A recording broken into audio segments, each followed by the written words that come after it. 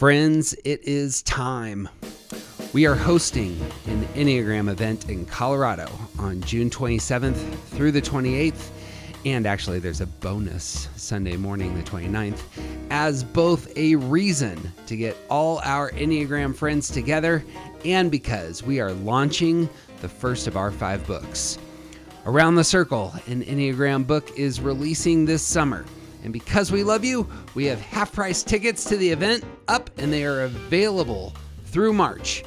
The link to our event page is in the show notes, or you can go to aroundthecircle.org, where members can get free tickets and see the draft of our first 6 chapters, as well as college courses, all our full interviews, and much more to come. Thank you for listening. We truly hope to see you and meet you this summer, and may all good things be yours. I'm Jeff Cook. And I'm TJ Wilson. And this is Around the Circle. I'm walking slowly, I'm taking my time. All I could talking is starting to rhyme. I'm letting go of lonely, letting go of strife. I just can't get enough of this beautiful life. The Enneagram is a map of the human personality. It's a tool for navigating relationships. It creates language for what motivates us and helps us look at the way we look at everything else. Most importantly, the Enneagram is a mirror because sometimes you need help seeing yourself. My name is Jeff Cook. I'm a longtime professor of philosophy in Greeley, Colorado. And TJ Wilson is out with the flu. So I'm missing my wingman again. But I have a fantastic guest. I have the great Melissa Kircher with us. Melissa is an Enneagram 5. She's a certified Enneagram and life coach, and she is creating and posting, in my opinion, some of the most informed set of Enneagram illustrations that I've seen, which you can all see at Enneagram Paths on the interweb. So welcome. Thank you. Thanks for having me. I'm happy to be here. As the child of an art teacher, getting dragged to art shows all the time, I do have some radar for worthy work, and I always love your illustrations. Thank you. There's a mix of real insight and a minimalism that I think is just really helpful in illustrating Enneagram and its concepts. And I'm always delighted when you post new stuff. Well, thanks. I'm glad that you appreciate it. I try real hard. It seems like it. Yeah. To jump into Enneagram and art for 2 seconds, I have found, and I'm a philosopher, so I live in the world of ethereal concepts and the rest, but putting things into illustrative form, grounding, giving some visual body to the ideas, I always think is just a huge service to the rest of us. Yeah. I kind of stumbled upon putting the two together. I mean, my background is in art. I have a degree. I've been a freelancer my entire life in the art world, many different jobs. And when Enneagram and coaching came into my life, and then social media came after because I'm an old person. So it was like, the slow evolution of things. And then, Canva came on the scene and it was like, oh, and then, I don't know, it was like a light bulb moment of like, I draw things. Perhaps I should draw some things for my content. And it turned out to be something that I was already doing. I'm like an avid podcast listener. And so I would listen to podcasts and sketch. So I have sketchbooks filled, but it was because I was learning something and my sketches would be connected to what I was learning and hearing, and it just had a different life to it anyway. So it was sort of just a natural progression that I'm delighted that anybody connects with. So yeah. I enjoy it. That's an excellent process. I was going to ask you, like, how are you doing content creation? Because you seem to be fairly prolific. I mean, you seem to produce very regularly. Am I wrong? You're not wrong. And also I have good boundaries. I think I learned early on, you can only pay attention to the algorithm so much. You can only look at numbers so much. And then you have to be a human being who likes what they're doing and wants to post something. And you can tough it out and post and it just not have good energy behind it. And like, energy's real. It doesn't do well. So I really try to post things when it feels aligned and good and right. And sometimes I repost stuff and I usually say like, hey, like right now, Instagram just changed all the squares into rectangles and it is killing my artist's heart.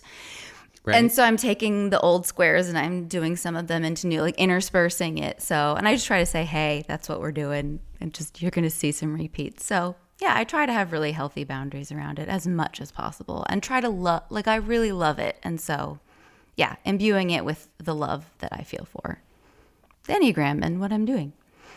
Perfect. Yeah. Well, I don't know if I mentioned it, but Melissa's a 5, mother of 2, husband's a 3. Mm-hmm. Why don't you start in a home where you are a withdrawn type, surrounded by independent, assertive energy? Yes. What's life look like for you? It looks like I'm tired a whole lot. I think learning about the Enneagram in the middle of that time really helped. Like when my kids were littles, that's when the Enneagram kind of came into my orbit. And now I have a teenager and a preteen. And learning that I was a 5 and that my husband was a 3 really gave us language and foundation to understand why we didn't understand each other, but also why we admired each other so greatly. And that he, as much as he's a 3 and is the most charming person, he is also assertive. And I do not work the same way. So we just had a framework and a language to be able to move in the way that energy naturally flowed anyway, that wasn't demonizing the other. It was just saying, this is how you're wired, this is how I'm wired, even down to like communication. I had to learn that when I say I think, he does not hear that as this is what we should do. That's how I mean it, because I've thought about something for 8 million years before communicating it. But in his assertive way, if I'm not like, this is what we should do, it just sort of goes out his ear and he's just moving on to his own plan. So I've had to adjust and go, okay, this is what we need to do now. And he's like, oh, okay, great. And then he needs to pay attention to like when I say I think. And then we had 2 kids who are live wires right out of the gate. And they've continued to be, I don't know for sure what their types are because we don't do that with them. Like they've heard about it. They know that like mom's a 5, dad's a 3, but we haven't communicated to them anything. It's just not the right age until they're, I think, I don't know what your view is, but probably later teens, early 20s is when maybe just give some ideas of, hey, look into this if you want to. But if I bet money on it, I would have an 8-wing 7. My son is the oldest. He's the teen. And my daughter is either a 7 or a 4. I keep asking random little questions like, do you really want to be understood right now? Or do you really want to get what you want? And she's like, get what I want. And I'm like, okay, good to know. All right. Just filing it away in my little brain. So yeah, they're very forward, like future orientation, assertive energy. I used to ban when I would pick them up from school when they were little. I was like, no can we questions. They'd get right out of school. Can we? And I'd be like, no. No can we No can we questions. Mommy just saw you and we need to, get a snack into you. Like they were already planning their afternoon, both of them. So yeah. So it's intense energy in my house and I'm a little turtle. So sometimes I just scuttle away with a book. Well, the one thing that I really wanted to hit as we're moving out, you do work very similar to us in that in your Instagram posts, you do, here's my theme, and then you walk through each of the types, you go around the circle, as it were, and which, of course, I love the hell out of when I see your stuff. I'm real interested in what folks who are kind of this next wave of Enneagram content creators are learning right now about the types, because there's so often for a season there, just everybody was quoting the same 2 books to understand the types. And I feel like we're moving beyond that, especially with people who are more informed, insightful, and curious. And that's consistently how I see your work. So I would love to just go through the types for a minute and just like, what are you learning? What are you seeing that you don't think has really gotten much attention? Does anything come to mind? And I suppose we could probably just start with fives on this. It might be a little easier to say, what is it the rest of us really don't know about or fives? It just hasn't found its way into the literature with fives. Well, I mean, I'm not going to sit here and say that I know what hasn't found its way into literature because I have not read all the books, much to my chagrin. I've read as many as I possibly can, but there's always more. I want to have read everything. So what I would say, I think the emotionality of fives, as we've talked about already, is not talked as much and not developed enough about the actual emotional inner life of fives. And I also think how we show up in relationships, where we show up 100%. If we are there, if we come over for dinner, if we're your friend, if we're your partner, if we're your parent, we are all in. And we are taking all of our energy, all of our resources, and really giving it. And that costs us so much. And I think then to cycle out of that, because we need to regroup and be okay, we're so judged for that cycle of movement away. Versus it would be so great if people really understood that, like, we care even when we move away. We just need to regroup and then we'll be back, because it is such a cost to show up with all of our being. And we do it because we love you. We do it because we care so deeply. And then so my friend, and I'm sure you know of her, Dr. Sam Greenberg, she and We're gonna I interview her in August. Oh, cool. She's my friend, and we voice text back and forth almost more than once a week. We're constantly digging into each other's brains. And we've been talking about cycles of energy for fives. So how it's like we embody seasonality, where it's spring, summer, winter, and fall. And that shows up as like, spring is like thinking about an idea and pondering an idea, and summer is like, oh, I have the energy to do the thing and I'm doing it and I'm making it happen. My doing repressed has come up. And then fall is like, I'm getting tired. And then winter is like, it's done. There's nothing left. I must hibernate. And that's not the way Western society operates in terms of relationships and or workflow and or personhood, and how we can feel so alien because we're wired that way. But that it's actually a really good thing about us fives, that there is a whole subset of people that are seasonal energy people. I don't know how to say it any better than that. But tied directly to, like, you both lose energy in the winter. Yeah. And you both get up in the summer. So your seasonal energy works in... I'm using it like a metaphor. Like the metaphor of the seasons, not that like actually in summer I do a lot of things, meaning when I'm doing a lot of things, it's like summer when everything's in bloom and the sun's out and like the leaves are falling, my energy is falling kind of thing. In winter we're hibernating and there's stuff going on underneath the surface, but it's like rest time. So it's more of a metaphor. Sorry, I wasn't totally clear about that. Yeah. No, but... And that's not necessarily predictable. It's just, like every month or so, that's kind of how it feels. It's not predictable. It could be in a day. Yeah, right. There it is. I would love for it to be predictable, but it's not. No, I love that. In terms of cycles of energy and you being very aware, this is something TJ talks about quite a bit, is the ways that fives have a relationship with their energy and are very aware of the, the tank, as it were. Yeah. Seems to be. Yes. Bang. When you do work on sixes, what's some of the stuff you're learning about sixes and comes to your mind first with sixes? I actually learned something from your podcast about sixes, which was fantastic, which was using the word assured versus safety. I think it was with Michael Shahan. Yep. I can't say his last name correctly. Did I say it right? It's correct. And you've talked with him, yeah? Yes. I want to say there's an interview that if you want to see Michael and Melissa talk, it's somewhere on her feed. It is. That was before he knew that he was not a 9. So that's interesting.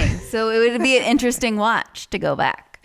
So when you had him on about sixes and you all three were talking about that, getting into assurance and reassurance versus safety was really new for me and so enlightening. And then it immediately made me think about all the sixes I've worked with and going, oh yeah, that's a much more precise word to use. Yep.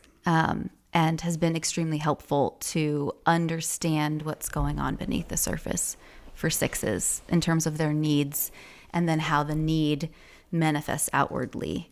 The need for assurance is real big. Love that. To piggyback on that, sixes, the thing I'm learning about sixes is that they're processing relationally. And you can talk about safety, but if you were to overlap that with relationships and relational processing, assurance is a great word for that, that you want safety from those that you're in community with. Yeah. Or them to have that as part of the relationship. So that's good, assurance. Boom. You learning anything about sevens? I love sevens. One of my besties is a 7. Huh? And she's going to laugh because she knows I hate using the term like best friend, because it's like all my friends are my best friends, all of them. I am surprised that 7s really get hard on them. They're very hard on themselves when they organically share or embody the darker half of the emotional spectrum. Meaning it has been interesting to see how quickly shame and or self-flagellation comes in when they're angry or when they're sad or they need attention to talk about something that isn't fun. And they're worried about like throwing off the vibe of the conversation, but yet the vibe needs to be thrown, right? And they're sitting there doing this internal, a lot of times unconscious, trying to dial it back when what they really need is to express that other side. And so it's just been interesting to dig into that a little bit more and find out, so such a 5, why, why does that happen? And it's different for each individual. I don't know if I have a theory about the whole as of yet. I have such empathy. It breaks my heart to see my wonderful 7s feel like they can't be mad and be loved. Like, be mad, like you are lovable then. Be sad. We love you when you're sad. Like, show us all these sides of you and let us embrace the fullness of you. So yeah, that's something that I love that. Yeah, working with 7s. So reactive type that I am, and I'm just going to react to what you're saying, because I love something to build off of. But just naming a 7 as your best friend, the thing that went immediately to my mind is that you can't say a 7 is my best friend. All of my other friends will be like, "What?" Right. Sorry, I have to cut you off. Or that you have a close relationship with a 7. I have a close relationship with many different types, and all of the ones that are listening to this, that are definitely going to listen to this podcast, I love you all equally. You are all my best friends. Okay. Facts are important here. They are. But for this relationship in particular, it's on the line, and I imagine you gain quite a bit from the dynamic there of somebody who is in your, who lives and I assume is a healthy, good person in your stress space. Yeah. In terms of what you gain from that relationship. And even with 7 clients as well, because I share a line, there's more understanding there. I think with any type that shares a line to their other 2, arrows, that there's a connection piece. And so there's an ability to dig in a way that feels personal, even if it's not my type, the type I lead with. And I also love the longing for more emotion from, and you probably have this in your marriage as well, as longing for more emotion or displays of authentic emotion from your spouse, from your friends. I recently, Saturday Night Live had their 50th anniversary presentation recently, and there was one performance that I thought stood above everything else. It may have just been for me and what I needed, but Adam Sandler got up and did a little song just about the history of their show. I'm strongly convinced that Sandler is a 7, and the entire song got to a spot where it's joyful, but it dipped into very melancholic space.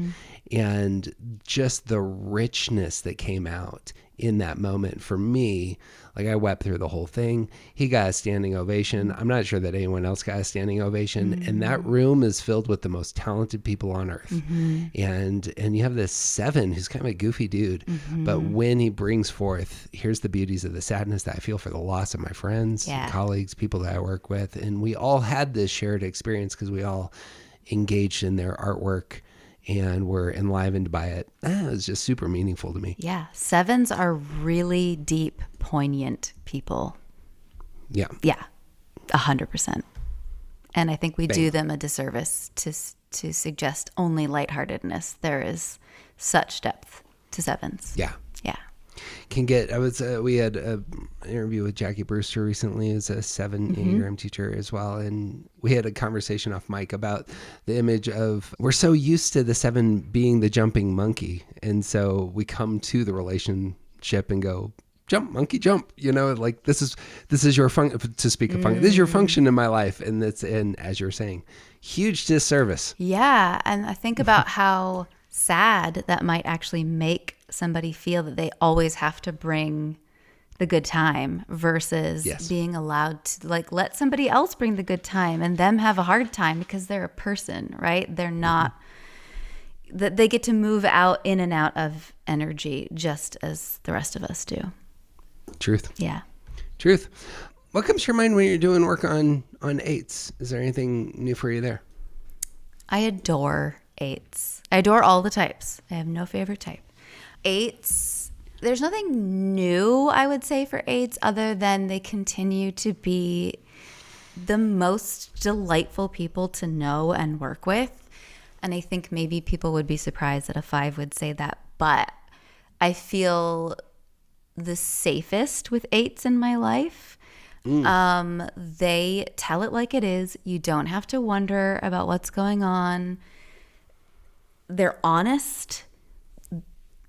And I love that. And within coaching, it has been interesting to experience 8s doing inner child work or reparenting and realizing that the armor that they wear not only keeps people out, right, to protect themselves, it also protects them from themselves.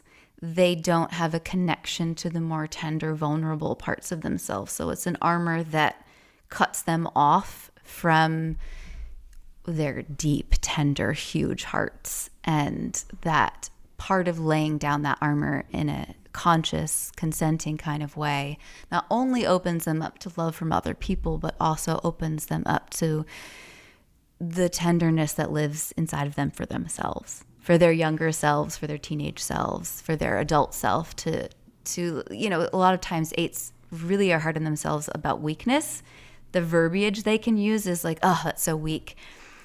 Then when that armor is chosen to be put down for a time, it's like the weakness becomes tenderness. They don't see it as weakness and it's anymore. It's like, oh, that part of me needs to be loved. That needs to be hugged. That needs to be seen. So yeah, that's something new. 2 things go through my mind there. Fully affirm that. That's a great way of speaking about feeling repression is what was going through my mind as you were speaking about that the armor that 8s use to keep themselves from feeling vulnerable out there is identical in some ways to their own shielding of themselves from their, the kaleidoscopic emotions that they may feel. That's a good one. Second thing, and this would overlap with 5-ness, a lot of my language around how 2s, 5s, and 8s connect with the world is that they expect rejection in relationships.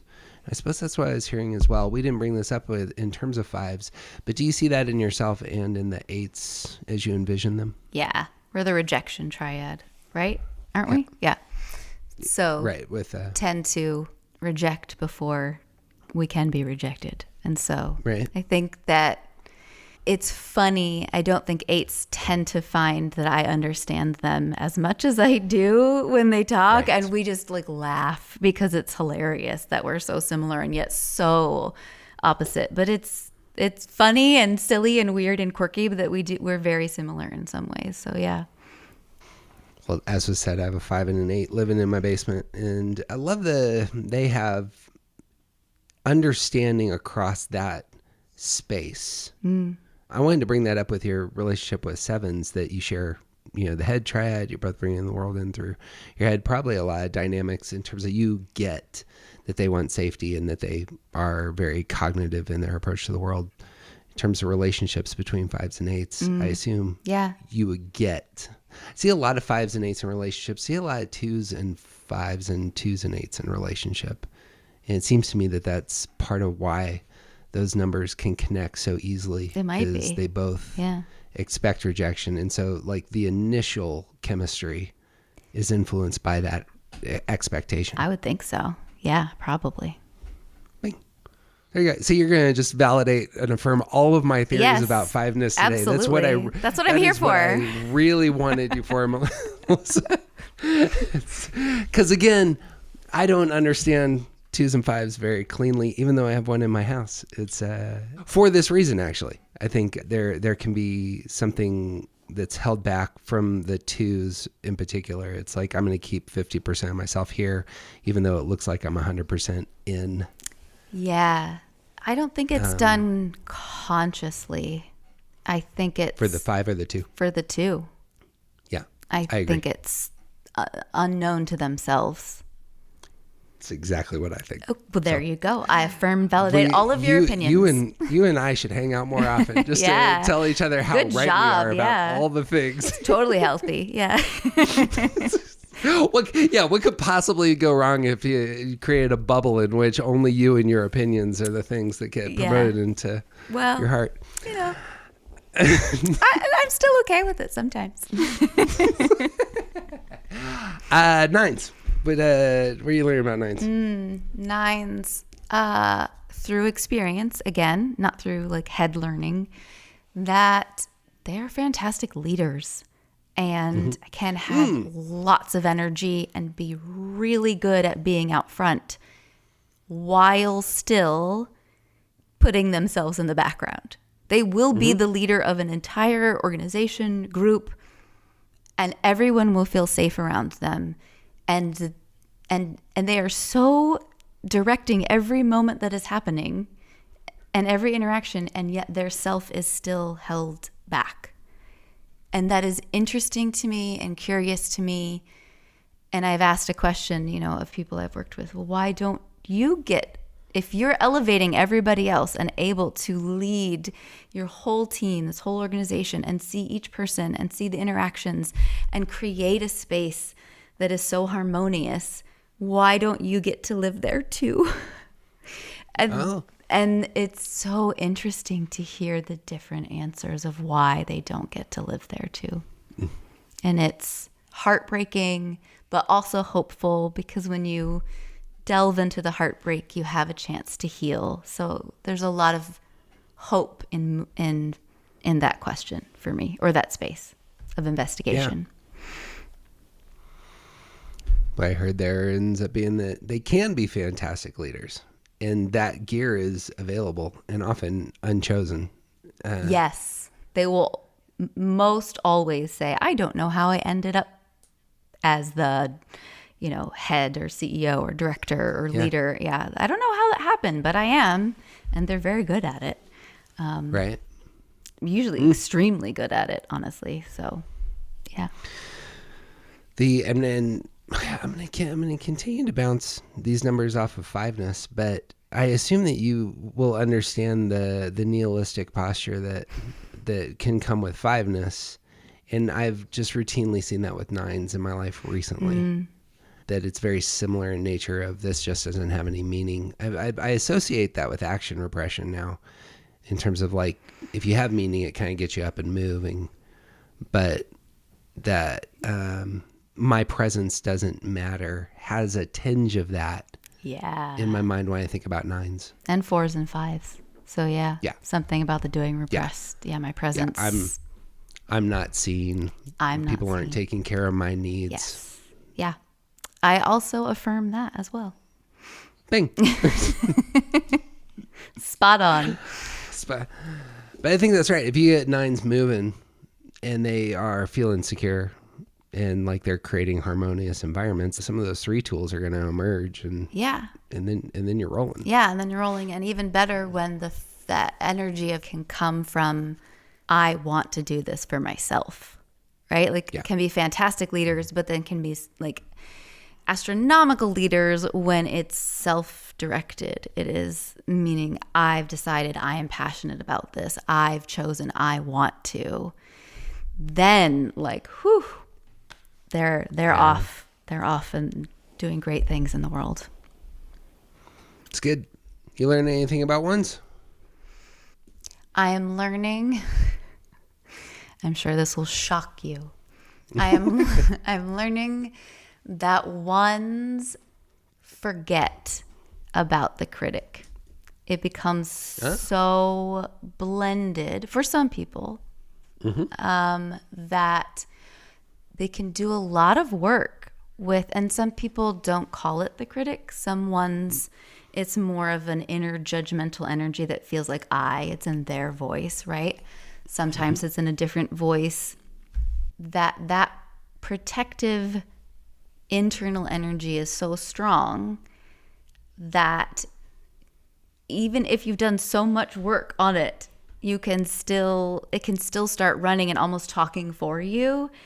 And then somebody says, well, who's talking? Is that you or is the critic? And then it's like this, oh, yeah. And so it's surprising to me.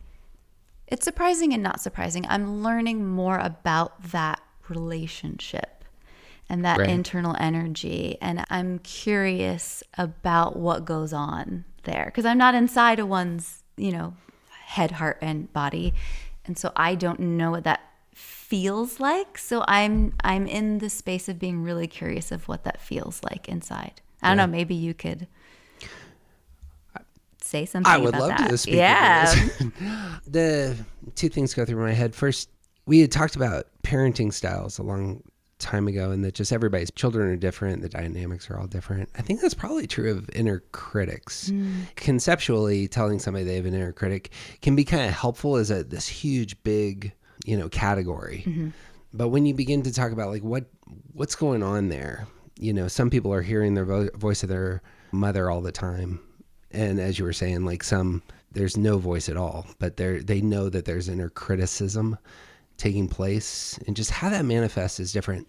If I was going to be theoretical about this, which I am, what I would want to say is that 1s intuit their feelings. That's where they live. They're in the body triad. They intuit their feelings. And you pair that with thinking repression. And what takes place is the way that thinking repression often exhibits itself behavior-wise with 1s, 2s, and 6s is in verbal processing. And I want to associate the critic with that. You're doing a processing. It's unproductive thinking. So because it's not thinking, it's something else. It's probably really emotional. And so for the 1s, their energy is directed inward alongside the other idealists, 1s, 4s, and 7s. And they're part of the body triad. And so they're angry. And so what you have is this horrible combination for some of us of inward anger paired with unproductive thinking. And that's what it is. It's just strong intuitions that something's not right and I'm not in control of myself and what I want to do and want to be in the world. And it manifests as kind of this inwardly directed anger. And that may have a voice to it. You might have conversation. So when I don't have an inner critic that that criticizes me, but I will debate people verbally at times as I'm cleaning up the kitchen. Like I had something break at our wedding venue here recently, and I'm debating the person as I'm cleaning the dishes. And I feel like it's real similar on this front. Like I'm trying to get, so here's my earner side, like 1's earning what they want in the world. I'm trying to posture myself into a position where I feel good, like I'm doing the good thing. I'm doing what's right here. Because this particular conversation had to do with how we treat the homeless in our neighborhood. And we've gone like beyond on these fronts. And yet it's very, very difficult to serve and help and move forward people who are mentally ill, who who have severe addictions and all the rest. But I'm being judged by people for how we're trying to navigate those issues. And that just, anyway, you can hear it in my language right now, how the mental spinning, I'm not productively speaking through that. And that's where the critic's real similar for me. That was a long answer, but I don't get a chance to talk about it very often. I loved that. That was so enlightening, and it resonates a lot from what I've heard ones speak about. So thank you for that. That was really helpful. Bing. Thank you. All right. Well, we're nearly around the circle. Yep. Brings you to twos. What are you learning about twos? I'm learning about twos that to know themselves is both wildly enticing and acutely painful. For them to know themselves? Yeah. Talk about wildly enticing. There's an energy of yearning and desire, I find, baked into the undercurrents of twos, of really wanting themselves to be seen and loved and known, just like everybody else. But like twos really, really want to be seen and known and loved. They want to be in relationship in deep, connective ways. But to have that, you have to know who you are. You can't just always be outward towards others. And so that's what the type says to do, is to be outwards towards others. And when they come and do Enneagram work, what often comes up is a very dual energy of, I really want to know myself, and that feels so good. And it feels so like I'm yearning to know myself so that other people can know me, so that I can have these connections that I really deeply want. But the pain of knowing oneself is acute, meaning if I acknowledge that I don't know myself, how many years have I not known myself? Why have I not? What led to that? And the grief that comes with sometimes things that happened as babies, that they were even told about how they were treated, that is so, it's painful because it feels like it acknowledges in the two's mind before they do work that I am unlovable and I am unwanted. And in order to want and love yourself, you have to see why that belief formed. So it's this very intertwined thing that I really try to have a lot of space for verbal processing, a lot of time to learn about what it means to consent, about your nervous system, what's going on somatically for you, so that as we move through any kind of process, a two is able to say, oh, that doesn't feel good, or that does feel good, or here's where I'm feeling it in my body, or I'm having this sensation, to build up a knowingness of self carefully, gently, slowly, so that it's not overwhelming for the system, so that the past feelings of unlovableness and unwantedness can be addressed, so that the two can then see, I am lovable and wanted, and then I can know myself, and then I can have these deeper relationships that are reciprocal, that I desire. That's a fantastic answer. To circle back to stuff that we were talking about earlier about having a relationship with yourself, and being able to name the two doesn't have a relationship with their self in some significant pockets. In some significant pockets, yeah. That's the perfect way to say it, yeah. That seems really helpful. Well, good. I'm glad. No pluses from me. Okay. On that one. Threes, you're married to a three. You learned anything about threes here recently? Oh, good gosh. Always. I should say we're married to threes. We are married to threes. We could talk through threeness here. So I've been married for, it'll be 20 years this August. I always forget. I'm the forgetter of the dates. He remembers everything. I am learning about threes that it is not a negative thing, which I have thought it was negative. And this is coming, so I'm not talking about clients. We'll just talk about my husband right now. Mm-hmm. For me, it felt very negative and not healthy to have so many reminders baked into daily life, like phone, email, watch, about things that feel to me as a 5 like duh. Like he has to track his calories. He has to have a reminder to get up at a certain time, to have time to think about his emotions. He has to have reminders for water. He has to have reminder like for literally everything, and relational things too. I'm trying to think of a specific example to not say something. Sometimes even I think he put a reminder on his phone because he started saying "heyo" when he would answer the phone to me, and I was like, that is not acceptable. When he talked to me, what's your preferred greeting on the phone? Anything but that. I don't know. It's just so chipper and weird, and I know him, and yes, people are allowed to change, but like, I don't know, maybe it's just being a curmudgeon 5, probably. I was like, no, that's not a change we're making. And he had to put it in his phone. I'm like, you can't just remember? He's like, no, I can't. And it's not because 3s don't care. They are so doing and thinking ahead about everything. They really need structures to help remind them of things that matter. And that is a positive thing, not a negative thing. My wife creates incredibly elaborate, colorful journals, artist that she is as well. Oh, cool. Like just she lost her journal that she had spent quite a few hours on at the beginning of the year, and this was one of the few times I've really seen her angry this year, was losing that journal. Oh, similar things. I'm What sad. I heard there That's sad. in terms of if you lose your art journal, come on. yeah, that's terrible. Tell her I'm sorry.